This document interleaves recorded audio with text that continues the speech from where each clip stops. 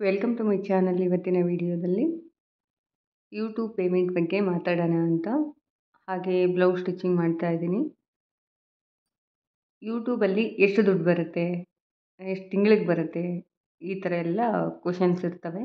ಸುಮಾರು ಜನ ಅವ್ರಿಗೇನು ಯೂಟ್ಯೂಬಲ್ಲಿ ಪೇಮೆಂಟ್ ಬರುತ್ತೆ ಹಾಗೆ ಹೀಗೆ ಅಂತ ತಪ್ಪು ತಿಳ್ಕೊಂಡಿರ್ತೀರ. ಖಂಡಿತ ಸುಳ್ಳು. ನೀವು ಯಾರ್ಯಾರ ಬಗ್ಗೆನೋ ಏನೇನೋ ಅಂದ್ಕೋಬಾರ್ದು. ನನಗೆ ಗೊತ್ತಿರುತ್ತೆ ನಿಜ ಏನಂತ. ಯೂಟ್ಯೂಬಲ್ಲಿ ದುಡ್ಡು ಬರೋ ಹಾಗಿದ್ದರೆ, ಯೂಟ್ಯೂಬಲ್ಲಿ ಅಷ್ಟೊಂದು ದುಡ್ಡು ಬರೋ ಹಾಗಿದ್ದರೆ ನಾನು ಯಾಕೆ ಕಷ್ಟಪಟ್ಟು ಟೈಲರಿಂಗ್ ಶಾಪ್ ಮಾಡಿ ಅದಕ್ಕೆ ಬಾಡಿಗೆ ಕೊಟ್ಟು ಮಿಕ್ಕಿದ ದುಡ್ಡಲ್ಲಿ ನಾನು ಜೀವನ ಮಾಡುವಂಥ ಪರಿಸ್ಥಿತಿ ಬರ್ತಿತ್ತು ಅಲ್ವಾ? ಬರುತ್ತೆ. ತುಂಬ ಅಂದರೆ ತುಂಬ ಹಾರ್ಡ್ ವರ್ಕ್ ಮಾಡಬೇಕು. ಹೊಸದನ್ನು ಕಂಡುಹಿಡಿಬೇಕು. ಎಷ್ಟು ದಿನ ಅಂತ ಹೊಸದನ್ನು ಕಂಡುಹಿಡಿಯೋಕ್ಕಾಗುತ್ತಲ್ವಾ? ಹಾಗಾಗಿ ತುಂಬ ಕಷ್ಟ ಇದೆ. ಹಾರ್ಡ್ ವರ್ಕ್ ಅಂದರೆ ಹಾರ್ಡ್ ವರ್ಕ್ ಮಾಡಬೇಕು. ಅದರಲ್ಲಿ ಹೊಸದನ್ನು ತಿಳಿಸ್ಬೇಕು, ಹೊಸದನ್ನು ಕಂಡುಹಿಡಿಬೇಕು, ಜನಕ್ಕೆ ಏನು ಇಷ್ಟ ಆಗುತ್ತೆ, ಈ ಥರ ಗೊತ್ತಿಲ್ಲದಿರೋದನ್ನು ಮಾಡೋದಕ್ಕಿಂತ ನನಗೆ ಗೊತ್ತಿರೋದನ್ನು ಮಾಡಿದರೆ ಆಯಿತು ಅಂತ ನಾನು ಟೈಲರಿಂಗ್ ಶಾಪ್ ಮಾಡಿಬಿಟ್ಟು ಜೀವನವನ್ನು ಮಾಡ್ತಾ ಇರುವಂಥದ್ದು. ಯೂಟ್ಯೂಬಲ್ಲಿ ದುಡ್ಡು ಬರುತ್ತೆ. ಅವಾಗೊಂದು ವೀಡಿಯೋ ಹಾಕ್ತೀನಿ. ನನ್ನ ವೀಡಿಯೋ ಕೆಳಗೆ ವ್ಯೂಸ್ ನೋಡಿದರೆ ನಿಮಗೆ ಗೊತ್ತಾಗುತ್ತೆ. 1,500 ಜನ ನೋಡಿದರೆ 85 ರೂಪಾಯಿ ಬರುತ್ತೆ ಅಂದಾಗ ಯೋಚನೆ ಮಾಡಿ ನೀವು ಎಷ್ಟು ದುಡ್ಡು ಬರ್ಬೋದು ಅಂತ. ಅದು ಕಂಟೆಂಟ್ ಇದ್ದರೆ ಮಾತ್ರ. ಮತ್ತು ರಿಪೀಟೆಡ್ ಕಂಟೆಂಟ್ ಇದ್ದರೂ ಕೂಡ ದುಡ್ಡು ಬರಲ್ಲ. ತುಂಬ ಕಷ್ಟ ಇದೆ ಯೂಟ್ಯೂಬಲ್ಲಿ ಅರ್ನಿಂಗ್ ಮಾಡುವಂಥದ್ದು. ಮಾತಾಡೋರಿಗೇನು ಸಹ ಅವರ ಮಾತಾಡ್ತಾರೆ, ತಲೆ ಇಲ್ಲ ಬುಡ ಇಲ್ಲ, ಅದ್ರ ಬಗ್ಗೆ ಏನೂ ಗೊತ್ತಿರಲ್ಲ, ಸುಮ್ಮನೆ ಮಾತಾಡೋದು. ಅವ್ರಿಗೇನು ಯೂಟ್ಯೂಬಿಂದ ದುಡ್ಡು ಬರುತ್ತೆ ಹಾಗೆ ಹೀಗೆ, ಅಷ್ಟು ಲಕ್ಷ ಬರುತ್ತೆ, ಅಷ್ಟು ಸಾವಿರ ಬರುತ್ತೆ, ಹೀಗೆ ಏನೋ ಒಂದು ಮಾತಾಡೋದು. ಇನ್ನೊಬ್ಬರ ಬಗ್ಗೆ ಗೊತ್ತಿಲ್ಲದೆ ಯಾವುದೇ ಕಾರಣಕ್ಕೂ ಮಾತಾಡಬಾರ್ದು. ಅಷ್ಟೆಲ್ಲ ಇದ್ದಿದ್ದರೆ ನಾನು ಯಾಕೆ ಈ ಥರ ಕಷ್ಟಪಟ್ಟು ಟೈಲರಿಂಗ್ ಶಾಪ್ ಮಾಡಿ ಬಾಡಿಗೆ ಕಟ್ಟಿ ಜೀವನ ಮಾಡಬೇಕಿತ್ತಲ್ವ? ಅಷ್ಟೊಂದು ಸುಲಭ ಅಲ್ಲ ಯೂಟ್ಯೂಬಲ್ಲಿ ಅರ್ನಿಂಗ್ ಮಾಡುವಂಥದ್ದು. ಈಗ ನಾನು ಅವಾಗೊಂದು ವೀಡಿಯೋಸ್ ಹಾಕ್ತಾ ಇದ್ದೀನಿ ಅಂತಂದರೆ ಅಷ್ಟೊಂದು ಕಷ್ಟಪಟ್ಟು ನಾನು ಮೇಲೆ ಬಂದಿದ್ದೀನಿ. ಅಷ್ಟೊಂದು ಕಷ್ಟಪಟ್ಟು ಒಂದು ಪ್ಲಾಟ್ಫಾರ್ಮ್ ತೊಗೊಂಡಿದ್ದೀನಿ ಯೂಟ್ಯೂಬಲ್ಲಿ. ಸಕ್ಸಸ್ ಕೂಡ ಆಗಿದ್ದೀನಲ್ವ? ಹಾಗಾಗಿ ಅವಾಗೊಂದು ವೀಡಿಯೋಸ್ ಹಾಕ್ತಾ ಇರ್ತೀನಿ. ಅಷ್ಟೇನು ದೊಡ್ಡ ಮಟ್ಟದಲ್ಲಿ ಸಕ್ಸಸ್ ಕಂಡಿಲ್ಲ. 2017ರಲ್ಲಿ ಚಾನಲ್ ಕ್ರಿಯೇಟ್ ಮಾಡಿದೆ. ಬಟ್ ನನಗೆ ಅದ್ರ ಬಗ್ಗೆ ಏನೂ ಗೊತ್ತಿರಲಿಲ್ಲ. ನನ್ನ ಮಗ ಸ್ಕೂಲ್ಗೆ ಹೋಗ್ತಿದ್ದ, ನಮ್ಮ ಮನೆಯವ್ರು ಡ್ಯೂಟಿಗೆ ಹೋಗ್ತಿದ್ರು. 9-10 ಗಂಟೆಗೆಲ್ಲ ಕೆಲಸ ಮುಗಿದ್ಬಿಡೋದು. ಅದಾದಮೇಲೆ ನಾನು ಸುಮ್ಮನೆ ಕೂತ್ಕೊಂಡಿರ್ತಾ ಇದ್ದೆ. ಬಟ್ಟೆ ಬಂದರೆ ಬಟ್ಟೆ ಹೊಲಿತಾ ಇದ್ದೆ. ಅವಾಗೊಂದು ಬರೋದು. ಅವಾಗಿನ್ನೂ ಹೊಸದು, ನಾವು ಆ ಮನೆಗೆ ಹೋಗಿದ್ದು ಕೂಡ ಹೊಸದು ಆಗಿತ್ತು. ಹಾಗಾಗಿ ಮೊಬೈಲ್ ಯೂಸ್ ಮಾಡೋದು ಕೂಡ ನಂಗೆ ಅಷ್ಟಾಗಿ ಗೊತ್ತಿರಲಿಲ್ಲ. 2015ರಲ್ಲಿ ನಾನು 15ರಿಂದ ನಾನು ಸ್ಕ್ರೀನ್ ಟಚ್ ಮೊಬೈಲ್ ಯೂಸ್ ಮಾಡೋದಕ್ಕೆ ಸ್ಟಾರ್ಟ್ ಮಾಡಿದ್ದು. ನನ್ನ ತಮ್ಮ ಹೇಳ್ಕೊಡ್ತು, ಇದು ಯೂಟ್ಯೂಬು, ಇದು ಹೀಗಿರುತ್ತೆ, ವಾಟ್ಸಪ್ ಅಂದರೆ ಹೀಗಿರುತ್ತೆ, ಹೀಗೆ ಅಂತ ಎಲ್ಲ ಹೇಳ್ಕೊಡ್ತು ನಮ್ಮ ತಮ್ಮ ವಿಜಯನಗರದಲ್ಲಿ 3D CAD ಅಂತ ಒಂದು ಕಂಪ್ನಿ ಬರುತ್ತೆ. ಆ ಕಂಪ್ನಿಲಿ ಕೆಲಸ ಮಾಡ್ತಾಯಿದ್ರು. ಅಲ್ಲಿಂದ ಹತ್ತಿರ, ನಮ್ಮ ಮನೆಯಿಂದ ಹತ್ತಿರ ಆಗ್ತಿತ್ತಲ್ವ? ಹಾಗಾಗಿ ನಮ್ಮ ಮನೇಲಿದ್ದರು ಮದುವೆಗೆ ಮುಂಚೆ. ಮದುವೆ ಆದಮೇಲೆ ಅವರು ಸಪ್ರೇಟಾಗಿ ಮನೆ ಮಾಡ್ಕೊಂಡು ಹೋದರು. ಆವಾಗ ನಮ್ಮ ತಮ್ಮ ಹೇಳ್ಕೊಟ್ಟಿದ್ರು ಮೊಬೈಲ್ ಹೀಗೆ ಯೂಸ್ ಮಾಡಬೇಕಂತ. ಅದರಲ್ಲಿ ನಾನು ಜಾಸ್ತಿ ಯೂಟ್ಯೂಬಲ್ಲಿ ನೋಡ್ತಾ ಇದ್ದಿದ್ದು ಗುರುರಾಜ್ ಕರ್ಜಗಿ ಅಂತ ಬರುತ್ತೆ ನೋಡಿ, ಅವರ ಸ್ಪೀಚ್ ಕೇಳ್ತಾ ಇದ್ದೆ. ಆವಾಗ ಸುಮ್ಮನೆ ಈಗ ಮೊಬೈಲ್ ನೋಡಿದರೆ ಸುಮ್ಮನೆ ಯೂಸ್ ಮಾಡಬಾರ್ದು, ಏನಾದರೂ ಒಂದು ಕಂಡುಹಿಡಬೇಕು, ಅದರಲ್ಲಿ ಏನಾದರೂ ಒಂದು ಕಲಿಬೇಕು ಅದರಲ್ಲಿ ಅಂತ ಇತ್ತು. ಅವಾಗ ಹೌದಲ್ವ, ನಾನು ಮೊಬೈಲ್ ನೋಡ್ತೀನಿ, ಮೊಬೈಲಲ್ಲಿ ಏನಾದರೂ ಮಾಡಬೇಕು ಅಂತ ಈ ಥರ ತಲೆ ಹೊಳಿತು. ಆವಾಗ ನಾನು ಹೇಗಿದ್ದರೂ ಅಡುಗೆ ಮಾಡ್ತೀನಿ, ಬಟ್ಟೆ ಹೊಲಿತೀನಿ, ಇದೆಲ್ಲ ಹೇಳ್ಕೊಟ್ರೆ ಹಾಗೆ ಹೀಗೆ ಅಂತ ಯೋಚನೆ ಮಾಡಿದ್ಮೇಲೆ 2017ರಲ್ಲಿ ಹಾಗೂ ಹೀಗೂ ಕ್ರಿಯೇಟ್ ಮಾಡಿದೆ ಯೂಟ್ಯೂಬ್ ಚಾನಲ್ನ. ಬಟ್ ವೀಡಿಯೋಸ್ ಹೇಗೆ ಅಪ್ಲೋಡ್ ಮಾಡೋದು, ಅದಕ್ಕೆ ವಾಯ್ಸ್ ಓವರ್ ಹೇಗೆ ಕೊಡೋದು, ಏನು ಅಂದರೆ ಗೊತ್ತಿರಲಿಲ್ಲ. ತಿರ್ಗಾ ಕಲಿಯೋಕ್ಕೆ ಸ್ಟಾರ್ಟ್ ಮಾಡಿದೆ. 21ಕ್ಕೆ ಸ್ವಲ್ಪ ಕಲಿತುಬಿಟ್ಟು 2021ರಿಂದ ವೀಡಿಯೋ ಅಪ್ಲೋಡ್ ಮಾಡೋದಕ್ಕೆ ಸ್ಟಾರ್ಟ್ ಮಾಡಿದೆ. ಆವಾಗ ನನ್ನ ಒಂದು ಯೂಟ್ಯೂಬ್ ಜರ್ನಿ ಸ್ಟಾರ್ಟ್ ಆಯಿತು. ತುಂಬ ಅಂದರೆ ತುಂಬ ಕಷ್ಟ ಆಯಿತು ಯೂಟ್ಯೂಬ್ ಜರ್ನಿ. ಸಬ್ಸ್ಕ್ರೈಬರ್ ನಮ್ಮ ತಮ್ಮ ಕೂಡ ಸ್ಟೇಟಸ್ಗೆ ಇಡ್ತಿದ್ರು, ನೋಡಿದ್ರು ಅವರು ಕೂಡ ಸುಮಾರು 1 ತಿಂಗಳು.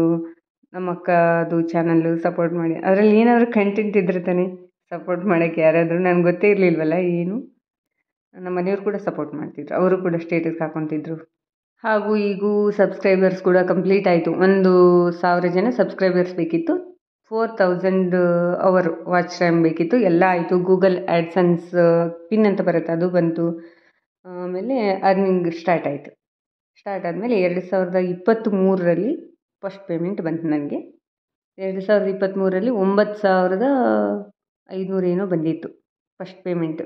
ಅದಾದಮೇಲೆ ನೆಕ್ಸ್ಟು 24ರಲ್ಲಿ ಏನೋ ಬಂತು, ಮತ್ತು ತಿರ್ಗಾ 24ರಲ್ಲಿ ಡಿಸೆಂಬರಲ್ಲಿ ಬಂತು. 2024ರಲ್ಲಿ 2 ಪೇಮೆಂಟ್ ಬಂದಿದೆ ಅಷ್ಟೇ. ಇನ್ನು 3ನೇ ಪೇಮೆಂಟು ಗೊತ್ತಿಲ್ಲ ಯಾವಾಗ ಬರುತ್ತೋ ಏನೋ. ತುಂಬ ವರ್ಷ ವರ್ಷ ವರ್ಷ ರೂಲ್ಸ್ ಬರ್ತಾ ಇರ್ತವೆ ಯೂಟ್ಯೂಬಲ್ಲಿ. ಈಗ ಈ ವರ್ಷ ಇದ್ದಂಗೆ ಮುಂದಿನ ವರ್ಷ ಕೂಡ ಇರುತ್ತೆ ಅಂತ ಏನಿಲ್ಲ, ಅಷ್ಟೊಂದು ಈಸಿ ಅಲ್ಲ. ಹೊಸ ಹೊಸ ರೂಲ್ಸ್ಗಳು ಬರ್ತವೆ, ಅದನ್ನೆಲ್ಲ ಫಾಲೋ ಮಾಡಬೇಕು, ಹಾರ್ಡ್ ವರ್ಕ್ ಕೂಡ ಮಾಡಬೇಕು.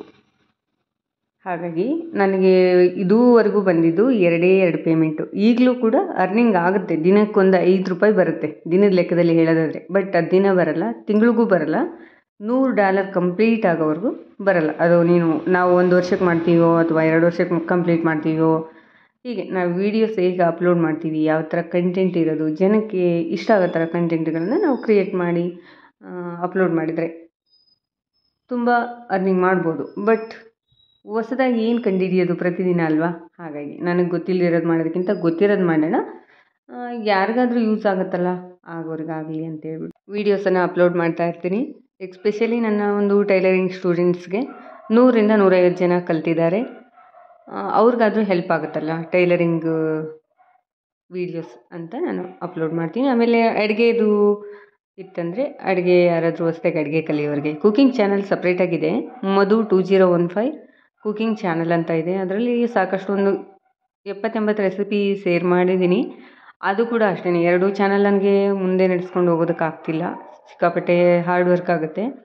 ಮುಂದೆ ನೋಡೋಣ. ಸದ್ಯಕ್ಕೇನು ಚಾನಲ್ ಡಿಲೀಟ್ ಮಾಡಿಲ್ಲ, ಇದನ್ನೇ ಒಂದೊಂದು ಸಲ ಡಿಲೀಟ್ ಮಾಡಿಬಿಡೋಣ ಅಂತ ಅನಿಸುತ್ತೆ. ಬಟ್ ಏನೋ ದಿನಕ್ಕೊಂದು 5 ರೂಪಾಯಿ ಆದರೂ ಅರ್ನಿಂಗ್ ಆಗುತ್ತಲ್ಲ, ಇರಲಿ 5 ರೂಪಾಯಿ ಆದರೂ ಒಂದು ನೀರು ಕ್ಯಾನ್ ಬರುತ್ತಲ್ಲ ಅಂತ ಹೇಳ್ಬಿಟ್ಟು ಹಾಗೆ ಸುಮ್ಮನೆ ಇಟ್ಕೊಂಡಿದ್ದೀನಿ. ಇಂಟ್ರೆಸ್ಟ್ ಇಲ್ಲ, ಯಾಕಂದರೆ ಸಿಕ್ಕಾಪಟ್ಟೆ ಕಷ್ಟ ಇದು.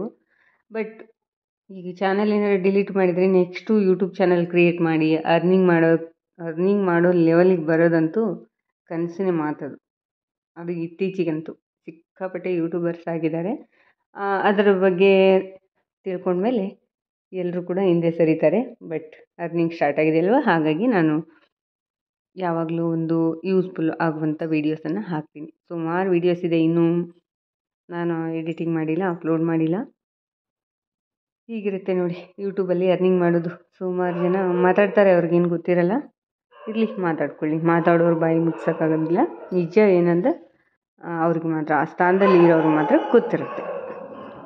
ಹಾಗೆ ನನ್ನ ಒಂದು ಫೇವ್ರೇಟ್ ಯೂಟ್ಯೂಬರ್ ಅಂತಲ್ಲ, ಅವರು ಗುರುರಾಜ್ ಕರ್ಜಗಿ ಅವರ ಸ್ಪೀಚನ್ನು ಕೇಳ್ತಾ ಇರ್ತೀನಿ. ಅದು ಬಿಟ್ಟರೆ ರವಿ ಬೆಳಗೆರೆ ಅವ್ರದ್ದು ಸ್ಪೀಚ್ ಕೇಳ್ತಾ ಇರ್ತೀನಿ. ನನಗಂತೂ ಮೊದಲು ಮೊಬೈಲ್ ಏನಿರಲಿಲ್ವಲ್ಲ, ತುಂಬ ಓದೋ ಹುಚ್ಚು. ಬುಕ್ಗಳು ನಮ್ಮ ಮನೇಲಂತೂ ನಮ್ಮ ಅಣ್ಣ ಒಂದಷ್ಟು ಕಲೆಕ್ಷನ್ ಮಾಡಿಟ್ಟಿದ್ದಾರೆ, ನಮ್ಮ ತಮ್ಮ ಒಂದಿಷ್ಟು ಕಲೆಕ್ಷನ್ ಮಾಡಿಟ್ಟಿದ್ದಾರೆ. ನಮ್ಮ ಮನೇಲಿ ಸುಮಾರು 100 ಬುಕ್ಗಳಿದ್ದಾವೆ. ಅದನ್ನು ರಿಪೀಟಾಗಿ ಓದುವಂಥದ್ದು ನನಗೆ ತುಂಬ. ಈಗಲೂ ಕೂಡ ಅಷ್ಟೇ, ಇಲ್ಲಿ ನಮ್ಮ ಮನೆಯವರು ತಂದಿಟ್ಟಿದ್ದಾರೆ, ಇಲ್ಲಿ ಇದ್ದಾವೆ ಸುಮಾರು ಒಂದು 20 ಬುಕ್ ಇದೆ. ಬಟ್ ಈಗ ಟೈಮ್ ಇಲ್ಲ, ಓದಲ್ಲ.